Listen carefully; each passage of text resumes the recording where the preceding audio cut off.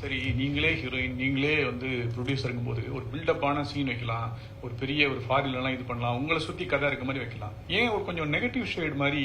இது காரணம் என்ன காரணம்? ஏன்னா ப்ரொடியூசர் வந்து ப்ரொடியூசர் மாதிரி யோசிக்கணும், அவ்வளோதான். ப்ரொடியூசர் வந்து ஒரு ஆக்டர் மாதிரி யோசிச்சா அது ஒர்க் அவுட் ஆகாது.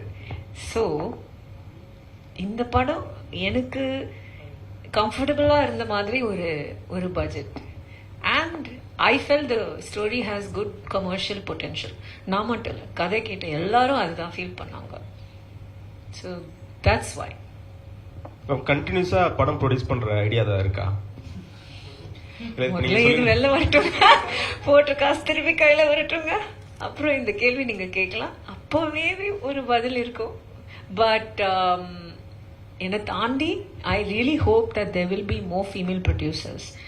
ஏன்னா ஈவன் அன்டாகனிஸ்ட் ரோலாக இருக்கலாம், ஆனால் அவ்வளோ அழகாக இருக்கு அந்த ரோல். ஒருவேளை நான் ப்ரொடியூசராக இல்லைன்னா அந்த ரோல் எவ்வளோ கம்மி பண்ணியிருப்பாங்க, எவ்வளோ கட் பண்ணியிருப்பாங்க, எவ்வளோ மாற்றிருப்பாங்க. அதில் எனக்கு ஒரு இதுவும் இருந்திருக்காது, உரிமையும் அது இல்லை, அப்படி பண்ணக்கூடாது, பண்ண முடியாதுன்னு சொல்லியிருக்க முடியல என்னால். As a producer you have that power. And அந்த கண்டென்ட் கியூரேஷனில் இட்ஸ் யூனோ ப்ரொடியூசரோட, ஏன்னா அவங்க தான் காசு போடுறாங்க. கதை எழுதலாம், கடைசியாக காசு போடுறவங்க தான் அது you know they see it through. So I really hope that there are more female producers, and அது மூலமாக ஸ்டோரி டெல்லிங்கே கொஞ்சம் கொஞ்சமாக should change.